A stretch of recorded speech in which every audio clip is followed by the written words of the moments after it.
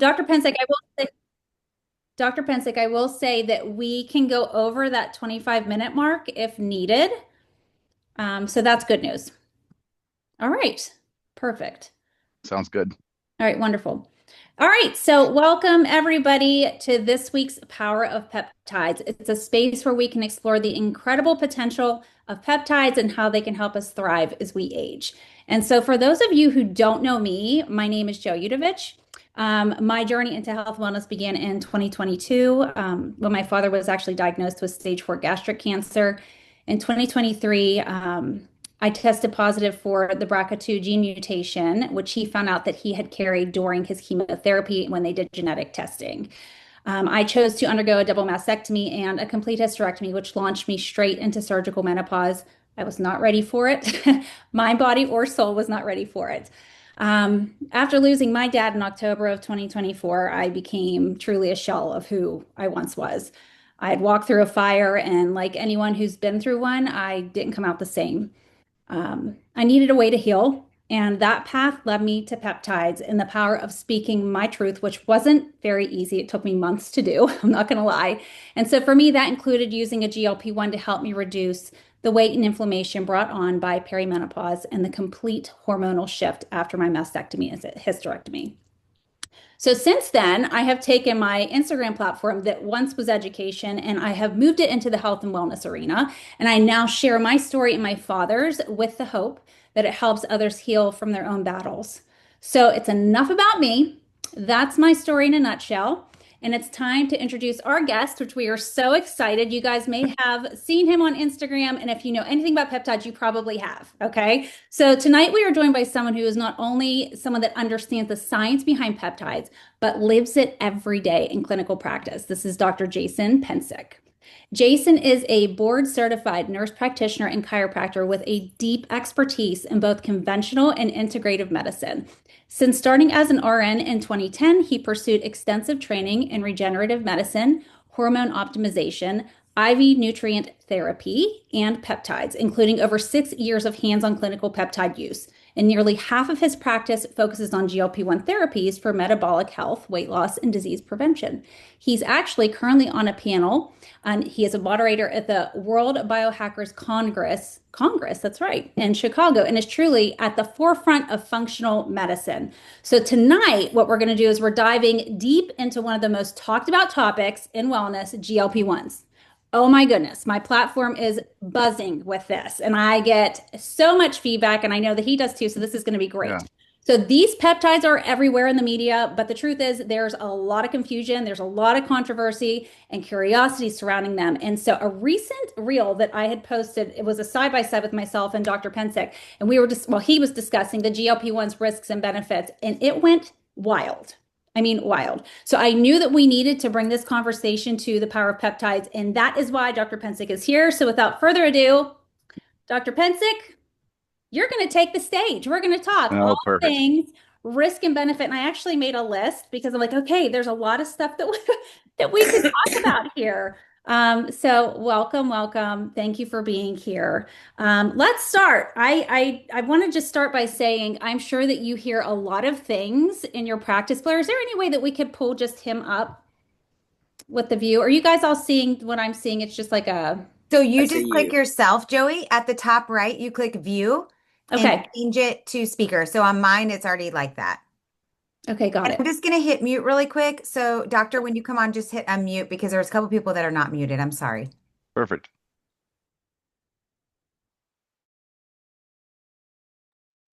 Joey, you can hit his three and say spotlight for everyone. Hit his three. His three dots at the top. Oh, got it. All right. See, I'm still There you learning. go. Got it, guys. Yep, I got it. Okay, perfect. All right, we good? Yeah. Okay, so welcome. Thanks for coming. Well, You have thank a you for lot of, having me, look, Joey. we hit our 100, by the way. Good, good. I have right behind me all the benefits and risks of the GLP-1s actually earlier today to make my next reel. So this was perfect. This is perfect. That's the infamous whiteboard. If you guys visit him on Yes. Instagram, you will see the whiteboard. Okay, wonderful. So I'm just going to bring up some of the things that, I hear often, and then I'm going to let you shine light on whichever one you want to talk about first. Of course. So we've got things like inflammation, how long we should be using GLP-1s, any long-term side effects, hair loss, muscle loss. You take it. You take it. You Okay. tell me what you want to talk about here because we got a Thank lot. Thank you, Joey. Yeah. I think the first thing people want to always hear is like, what are the risks? I think that's the biggest thing, that the fear, right, that everyone has right now is what's going to happen, right? There's been so much being said about the GLP-1s. Glucagon like peptide 1 is actually made in our body. We've known about it for many, many, many years. There was some research on the Gila monster and its venom, and they found that, hey, this actually does a lot of cool stuff. Now, there are a lot of people out there trying to say that's still the venom being used. It is not the venom being used. This is actually completely different than the venom now. It is similar that it's a GLP-1, but that's kind of where the similarity stops. What the GLP-1s do for our body is absolutely incredible. Now, there are going to be risks for anything you take. They are very low from the GLP-1s. We see things such as pancreatitis happening. Now, this is very low, 0.2% of people can get this, so very rare. We also can see things with medical gastroparesis. Basically, your stomach completely slows down. Now, we do understand the GLP-1s in general slow down our stomach emptying. This is something that's actually happening as part of what is supposed to happen. Medical gastroparesis, though, is when it stops to the point that you have to be hospitalized. You have to have medical intervention. And this is happening about 0.5% of the time. So again, super low risk. And it also is dose dependent. So as you move up in dosing, you're more likely to have this happen. We also have a big worry right now. The black box warning is with thyroid cancer, actually medullary thyroid cancer. We haven't actually seen it in humans so far. What we believe is happening in rodents was where it was found. They have a more uptake to the thyroid, about 3 times more than humans do. And because of this increased uptake in the rodents, they are getting the thyroid cancer. And we have not, again, seen this in humans and long-term data. We've been seeing data since 2007 with exenatide, the first GLP-1 to come to market, and they didn't have an increase of cancer risk since 2007. So we do believe this risk is very, very, very, very low if it exists at all.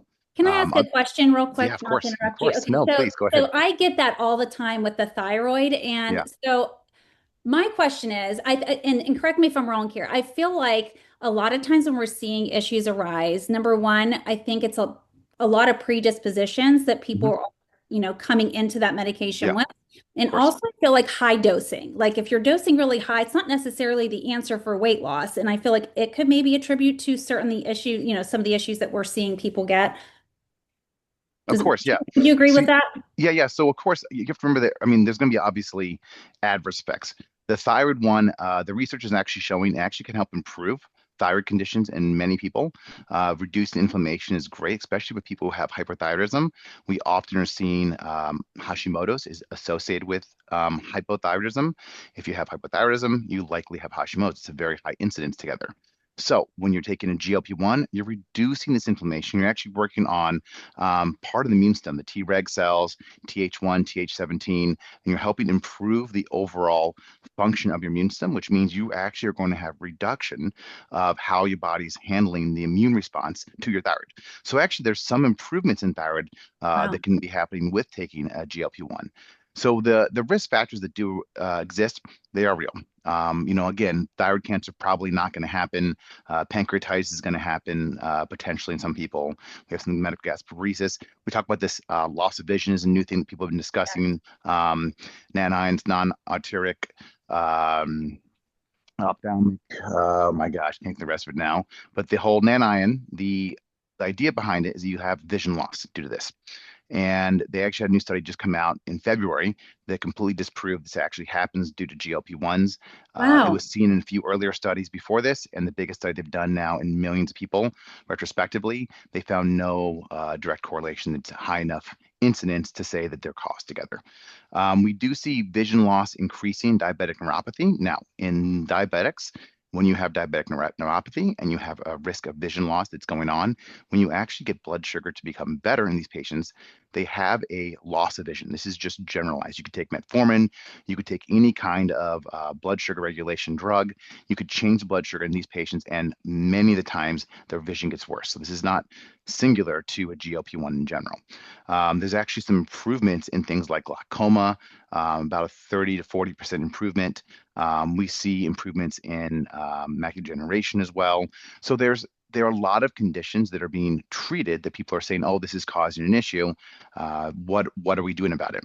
Well, most times this issue probably isn't even happening. Now, again, other concerns people typically have is I'm losing muscle. I think that's the number one complaint Yes. Oh that my we hear gosh, across the yes. board, right? Every person here says, oh my gosh, And I'm losing my hair, and muscle. their Hair, hair. correct, Yeah. correct. So the hair loss we'll go to first is anytime you lose weight, it doesn't matter how you do it, you can have hair loss. Your body's trying to stop producing anything it doesn't need to produce when you go into starvation. When you use a GLP-1, part of what happens is appetite goes down. When you are reducing appetite and you're reducing weight, you potentially can have hair loss. For some people, this is 10 pounds over the course of 3 months. For other patients, this is 50 pounds over the course of 3 months. It really depends on the person. So what I'm typically doing in practice is we're just stopping weight loss and holding it steady until the hair starts returning and then continuing with it. Again, this is not dependent on a GLP-1. This is going to be due to the fact that you're just losing too much weight. And again, not probably enough nutrients. You're not eating enough food. When we do not eat enough food, and we're sitting there trying to plan meals, we're typically not thinking of the foods that we should be eating with, high nutrient, high density, especially for most people out there that are getting GLP-1s from primary care provider. They're not changing their diet. They're doing nothing differently. They're not being told to eat more protein. They're not being told, hey, you need to have more fruits and vegetables. You're not getting the nutrients. So You could, to yeah, navigate that, and I'm just going to interrupt because of I course. know you've got so much to say, and that's wonderful. So just to navigate that, again, would you tell somebody who's experiencing that trouble of getting that right nutrition in Yeah. to maybe dose lower to titrate down? Because I feel like you should have your body needs food, so I feel like you should have, Mhm. your food noise, that perfect balance of, okay, the food noise is at bay, but I still know that I need to eat, and I can eat. I'm not to the point where I don't even want to look at food. But I mean, what would you tell your patients if they're experiencing that? I know you said you're going to pull them off. Did you say that you're going to pull them Yeah, I'm off going of? to pull them down to weight loss, non-weight loss dosing, right? So we Okay. we use semaglutide, tirzepatide long-term in patients in my practice, and I bring them down to a non-weight loss dose. So whatever that looks like. For some patients, that's typically zero point 0.5 to 0.25 milligrams of semaglutide, maybe 2.5 milligrams of tirzepatide or less. Typically at that dosing, people aren't losing weight. There are people that do lose weight at that dosing, so I'd go down even further because I want to keep the benefits in these patients while they're still taking the GLP-1, but stop their weight loss. So weight loss has to just stop at that point. There's no more weight loss Okay. until we get the hair under control. Now, again, there's lots of different products you can take for hair. There's biotin. One of the pharmacists I work with has something called Hair Force One that has a few nutrients in it.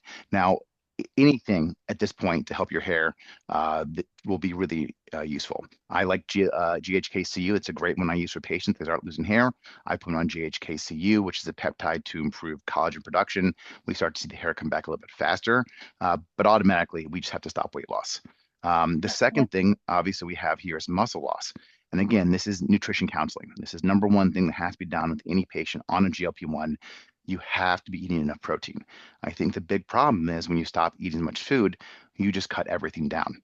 It's not cutting down everything that matters to me. It's cutting down, the foods that I don't want to eat, carbs and fats typically need to go down a little further, and I want my protein to stay high.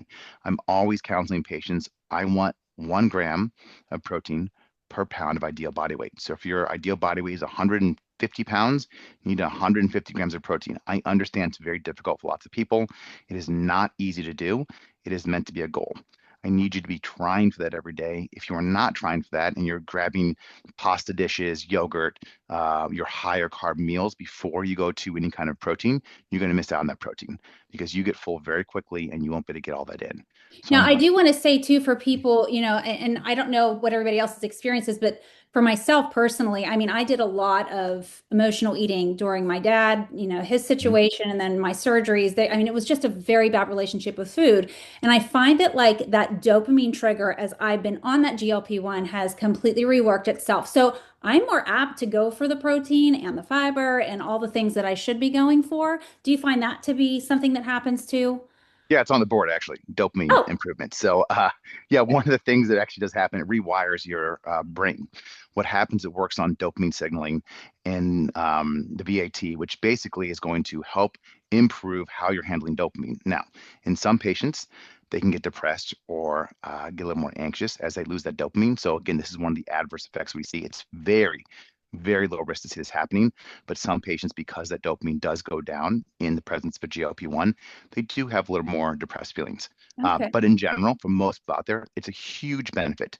That dopamine reward system gets rewired after you have been away from those dopamine-rich foods, the high carbs, high sweets that you have. It's 100 days to reset this pathway. So once you spend about 100 days resetting that, those pathways are now locked in and they're going to change the behaviors, which is really, really important for weight loss. Obviously, the biggest thing is I don't want you on a GLP-1 to maintain weight loss long term. I cannot say that enough. There are lots of reasons to be on GLP-1s long term, but to suppress appetite is not one of them. I need patients to understand, and people in general, that this is not meant to be a long-term weight loss holding pattern. You cannot keep appetite suppressed forever. That is not a real thing. So we have to learn to get better eating behaviors, such as increasing that protein content. We need more protein that'll make up for the carbs and fats that you are not going to be able to eat because you can't get enough in your diet anymore since you're full. So when I finish these programs with patients, they get to the weight goal. My goal is to keep them at that improvement of protein. The biggest thing when it comes to weight loss with anyone out there, anyone that's ever done this weight loss in general, if I restrict you from foods, it's a lot harder to maintain that. If I say, hey, you can eat as much as you want of this, people are very apt to do that. Hey, I want your goal to be this. I want you to eat more and more of this. When you give patients food back, they're going to do much better than saying, hey, you know what? We're going to redo your entire structure of your diet, carbs, fats, and protein. And this is the new structure. You're not going to maintain that long term. It's very difficult to hold to that diet lifestyle.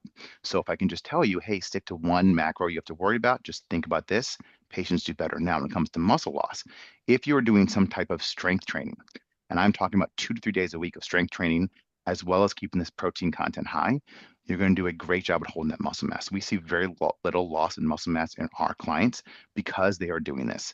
The patients that are having a hard time keeping the muscle mass on are not hormonally balanced. So I'm talking about testosterone here. If I get patients, I'm checking the hormones. I want to see where your testosterone levels are. If they're not balanced, you won't be able to hold muscle mass as well. And then I also need weight-bearing exercise and strength training. The minimum I require from my patients is about 30 minutes, 3 times a week of walking. And that alone does enough for many people to hold the muscles. So strength training for some people can't happen. Maybe they're a little bit too overweight or they have too much pain still in their body. Now the GLP-1s will help the pain, help the inflammation, but to even get to that point, I want them to at least walk. So high protein and then also some kind of exercise are the bare minimum to be on a GLP-1. And one of the things that I haven't mentioned yet here is when we're talking about cancer risk with thyroid, they're actually now finding decreases in risk in GI cancer, breast cancer, genital cancer, skin cancer, Wow. blood cancers, as well as if you lose 5 to 10 pounds in general, you have about a 5 to 10% risk reduction of cancer across the board. So Wow. just the weight loss you have is enough reason I would tell patients, hey, like, I know you're really scared about GLP-1s, but if you're to take off 5 to 10 pounds, maybe 5 to 10% of your weight, you have at least a 10% reduction of cancer. And that's across all cancers. So there might be some fear of potentially increasing risk of cancer and thyroid, which some people still, even if I say this, I'll say it now, they still don't believe me. Will that risk increase that you have from thyroid cancer potentially happening, or any of these other risks we see, pancreatitis, or even, medical gastroparesis, are going to be outweighed by just the reduction of cancer. So Not do to you think mention, that that has to do with the inflammation being brought down in your system too? that's just across. I mean, anyone that does weight loss, if you do weight loss, this is just a general weight Okay. loss idea. If you Okay. lose Okay. 5 to 10 pounds, yeah, this is not specific to GLP-1s. This is just if you become normal weight, right? So let's be real here. 75% of people roughly are overweight right now. About 40% of people are obese in America. So we have a massive obesity crisis. We have a massive overweight crisis going on. GLP-1s, why they're being such a kind of a hot topic is you can lose so much weight so quickly. And when that happens, a lot of adverse things happen, right? You lose a lot of muscle tone. People talk about Ozempic face, right? Ozempic butt. We get jokes about that all the time, right? And that's because you've lost so much fat. And it's not specific to GLP-1s, it's just losing weight. You see this kind of gaunt face now going on.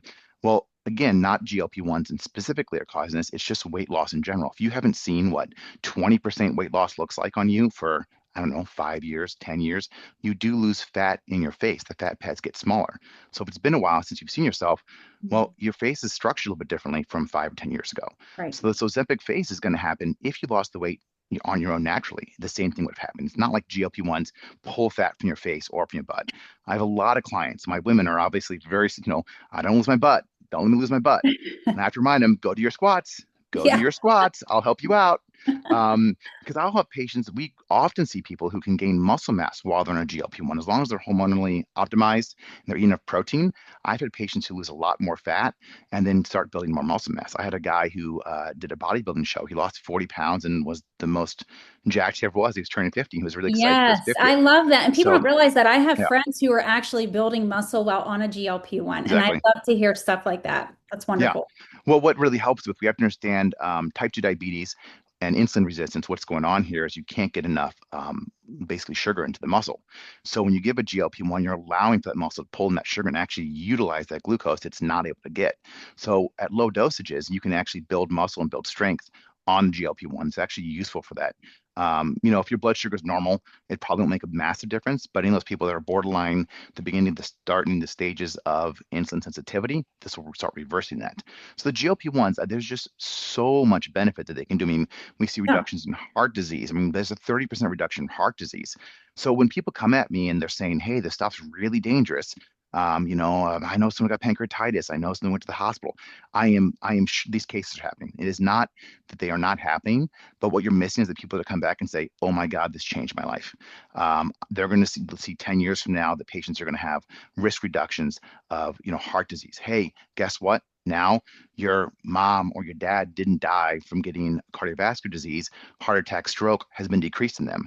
Yeah, maybe they went to the hospital and possibly had some issues at the beginning. When they first started the GLP-1, they dosed too high. They went a little too strong with it. But 10 years out, now we're seeing the risk reductions that are really mattering. We're not seeing those risk reductions because they take time to get in place.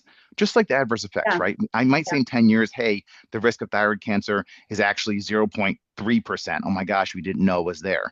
But if I'm talking about risk reduction of all cancers together, 5 to 10%, just for a little bit of weight loss, I think that far outweighs any kind of adverse effect that we're seeing from some of these things. So we Oh, yeah. do see giant benefits. I mean, we see liver disease go down. We see liver enzymes get better. This is huge in patients. A lot of people start getting fatty liver disease. It's very common. At least, one of the most common disease processes that we see. I see high liver enzymes all the time. And we put you on GLP-1, these get normalized. I think a lot of us see, issues with our overeating. This is a math. Again, why are 70% of us overweight, 75%? It's hard to control our diet. We also have highly processed foods. I'm hoping this, new administration will actually help with this processed food problem that we have. But when you have very highly dense calories going into your diet that are highly processed, it is very easy to overeat.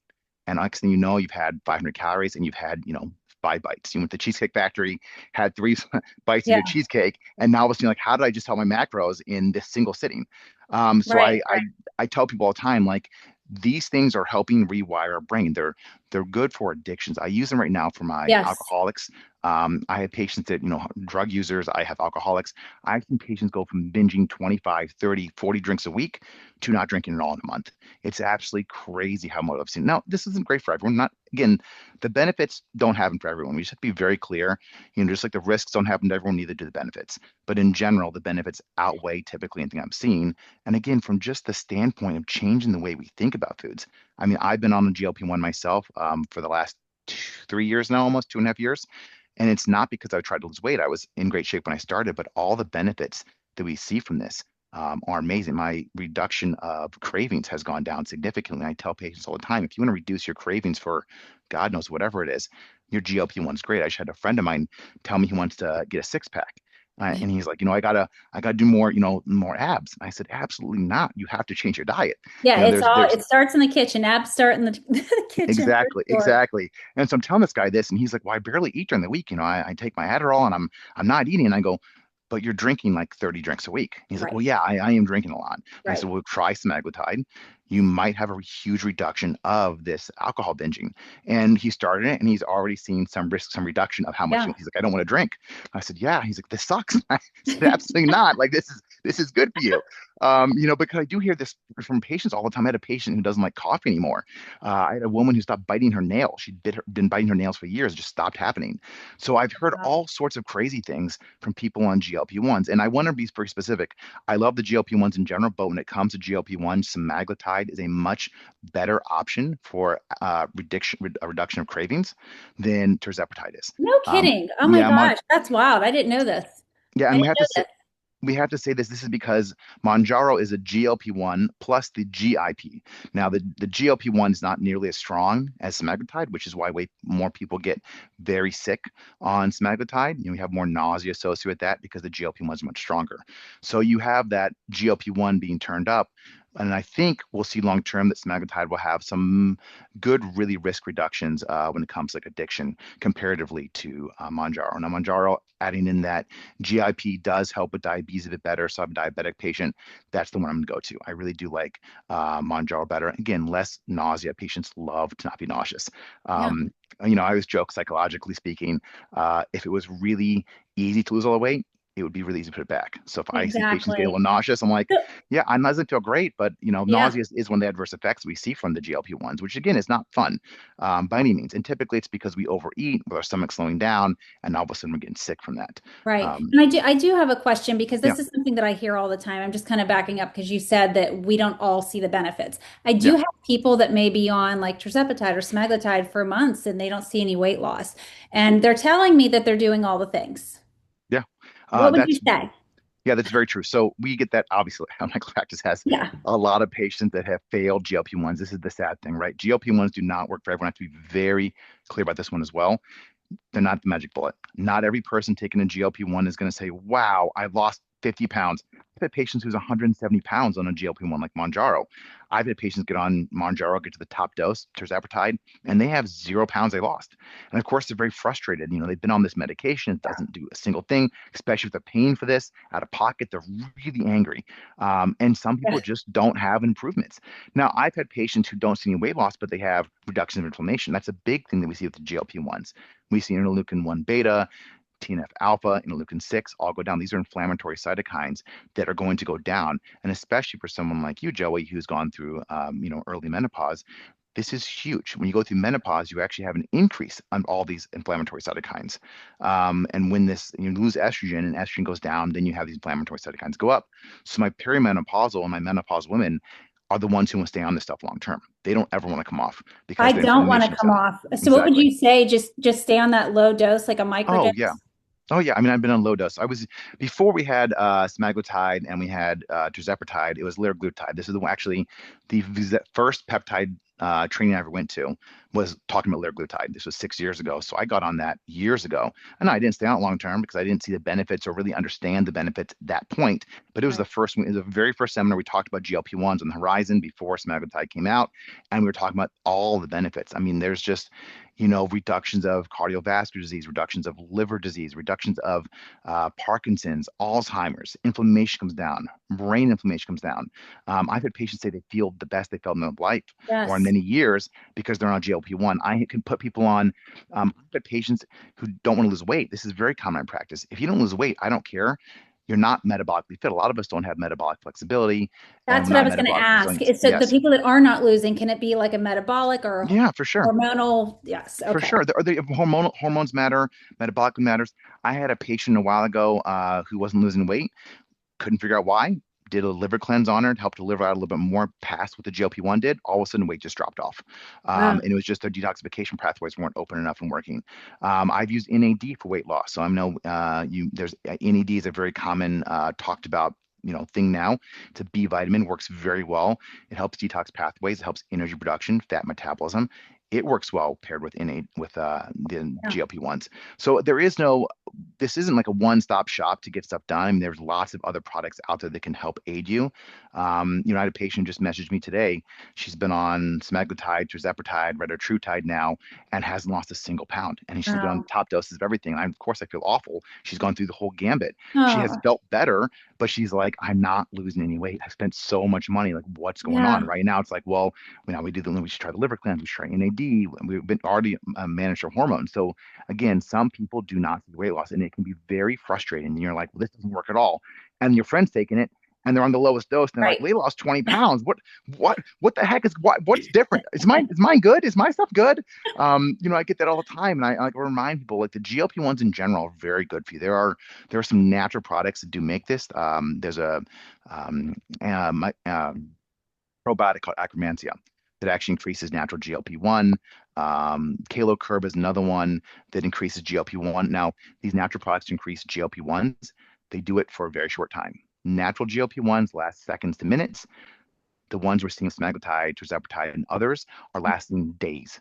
So they're Right. at much higher levels and lasting days, which is why we're seeing these massive benefits compared to taking a probiotic or taking some other natural substances, which again, Yes. And I think too, we need to talk about, yeah, anything taken orally, that bioavailability is going to of course, decrease, of course. right? So I we mean, want to go right into the bloodstream. yes, exactly. I mean, the Yeah. oral semaglutide, Rublis is just not. People aren't seeing the weight loss with it. They're not getting as much results.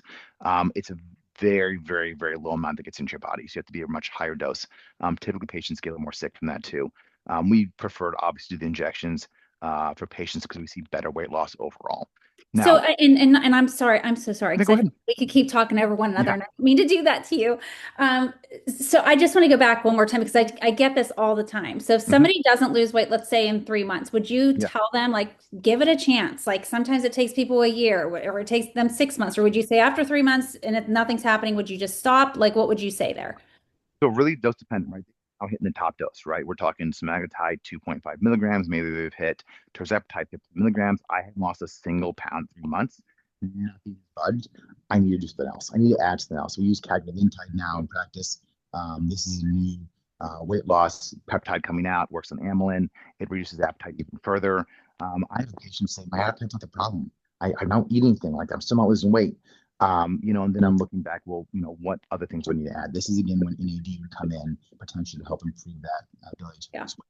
So I would 3 months for sure. If you're not losing weight 3 months, it's not like magically month four is going to come and something's going to change. And after you change the dosing at month four, then yeah, something Yeah. might happen. But if you reach the top dosing and you haven't seen weight loss by 3 months and you're been at 15 milligrams for a month, Yeah. you're not magically going to start losing weight all of a sudden. It doesn't just work like that. You're already at the top dose. You should have Right. been experiencing some weight loss. So Okay. then something else that might work a little better. Again, not everyone's problem is not enough GLP-1. That's not the issue with Right. them. Now And listen, again, your audio is getting a little muffled there. I don't know oh, if it's your phone or your glasses. yeah, um, yeah. I just want to reiterate that we do have massive improvements in so many things that we have with the GLP-1s. I really do think that if you're not losing weight with them and you have lost weight and it's not working the way you want it to, there's still a lot of benefit from being on a GLP-1 in general. Even if you got to the max dose, you didn't lose weight, it didn't work for you, you had to switch to something else or try a different protocol. Going back to a low dose and staying on that can work really well. I've had patients who don't lose weight and put them back to the low dose and they still feel better, right? Because again, I'm having all these risk reductions, like all these benefits we have here behind me.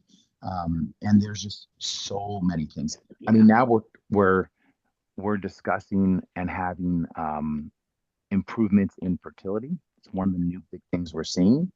So if you're on GLP-1, you now can see improvements in your fertility as well. So I would say, if you want to do something to improve fertility, even, my new thing is to start using the GLP-1s. Yeah, your Uh, audio is getting a little unclear there. I don't know what. Okay, that's fine. I got this. Oh, Um, yeah, you got that sounds much better. Perfect. so anyway, what I would say is that if you want to work on things like fertility, for example, I have really good fertility, from using GLP-1s. Now, this is a major part I'm using that for. Um, I want to continue to tell people that if you don't lose weight, it's okay because there are other things we're working on. Yeah. Maybe you get to the max dose, you haven't lost the weight.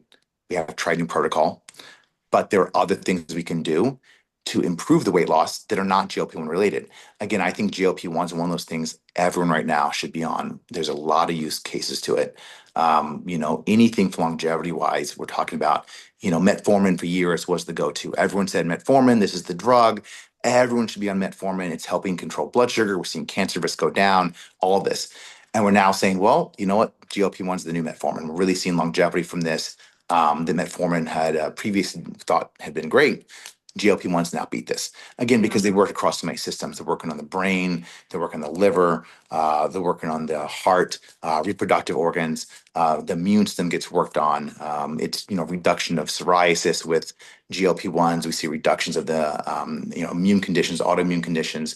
We're seeing improvements in inflammation across the board. I think the number one thing that people should take away from this is your inflammation is one of the biggest things that we have to worry about as we age. And if GLP-1s can bring that down, risk factors are going to severely decrease across the board. Definitely. So listen, would you like to take a couple of questions? Oh, of course. Yeah, sure. Whatever you guys want. Gosh, I don't even know where. I know you had so many. So out of fairness, I'm gonna go to the top and I'll just start picking some. Yeah, I'm just gonna do it. Okay. So Irina says, I heard that people that are nursing can't do GLP-1, but some people said it is too large to pass through milk. What are your thoughts? Any thoughts on that? Yeah, I have thoughts. I don't want to use it in anyone that's breastfeeding. A few reasons. We don't really have an idea of what it's coming out in the breast milk. Again, it might be too big to pass through there, but maybe now the mom's not getting enough nutrients. Now she's going to be on GLP-1, and again, I understand that maybe there are some women out there that aren't worried about the weight loss that came from having a child. And they're like, it's fine. I'll be on a low dose GLP-1 just for the benefits of inflammation. I tend to think that women are going to want to start losing the weight as fast as possible. And in that case, they're going to deplete the minerals and vitamins and all the nutrients they need by taking a GLP-1 and doing weight loss a little too early, which is going to lead to mineral deficiency in that child. So I'm a little more cautious with my breastfeeding mothers just because I'm a little bit worried that these parents are going to, quickly get into nutrient deficiency, which is going to lead to that in the child. Okay. I can tell you that it might pass in the breast milk, but that's not my biggest fear. My biggest fear is just something happened to that parent before they. Okay, perfect. Thank you for that. Okay, somebody says, and this is a great question. So, I know that you've seen this too. If somebody has severe side effects from a GLP-1, do you think it's safe to try a microdose? That's a good question. Depends how severe their adverse effects are. We had patients who've had, my God, I had a woman who's doing 0.25 milligrams of semaglutide and was just vomiting, profusely. Switched to Tirzepatide and there was no issues. So even switching to GLP-1 is a really great option. Microdosing is still fine, but depends what the severe, issues are. If you are so nauseous you can't keep food down at whatever dose you're at, it may not be the best option for you. I don't want someone to be nauseous all the time. But I would say that microdosing is still an option.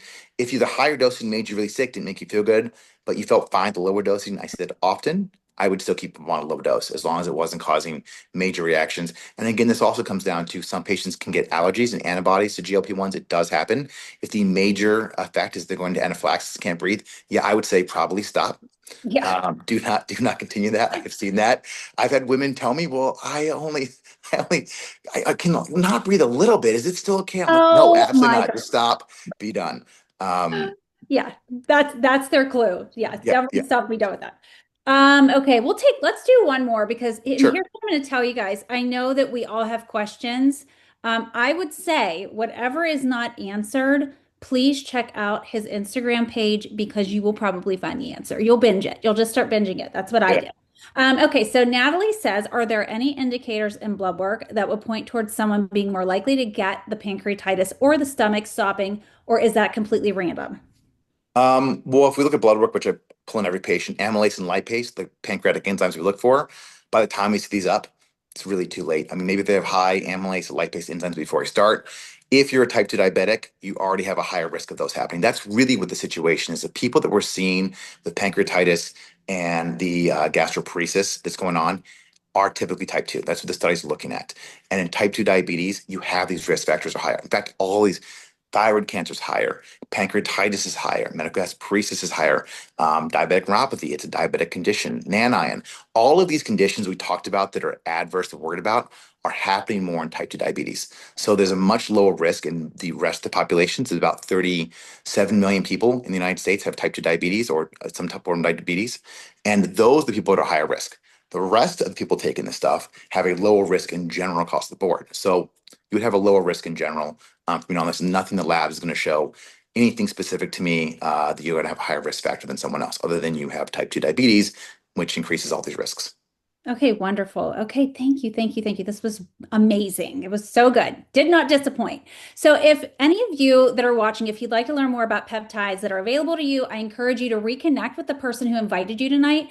And we probably partner with LEMD. It's a telehealth concierge company that's truly setting the gold standard for peptides. From their nationwide network of experienced doctors to FDA regulated 503A pharmacies and third-party tested medications, LEMD checks every ethical box that I had whenever it came to offering quality care. So they specialize in longevity, weight loss, skin health, sexual health, and they even just came up with a GLP-1 friendly protein powder, which I love. Diagnostics and HRT are on the way. And we just want to thank you so much for spending your evening with us. And a huge thank you to you, Dr. Pensick, for sharing your insights and expertise. You can find both of us on Instagram, but go find him. He is fantastic. Just search Dr. Jason Pensick, right? And you'll just Yep. pop up there. You can't miss him. Look at his hairdo, look at his glasses. You were a joy and such a wealth of knowledge. We are so grateful for you, for everything that you do and all the time. And I just got to tell you guys, he invests so much time. If you follow him, he goes to conferences. I mean, he really, really just throws himself into making sure that he's up to date on all things peptide. And we are so grateful for it. Thank Okay. you so much, Joey. Thanks for having Thank me. you. Thank you. All right. Take care, everybody. Have a good one. You too. Bye-bye. All right.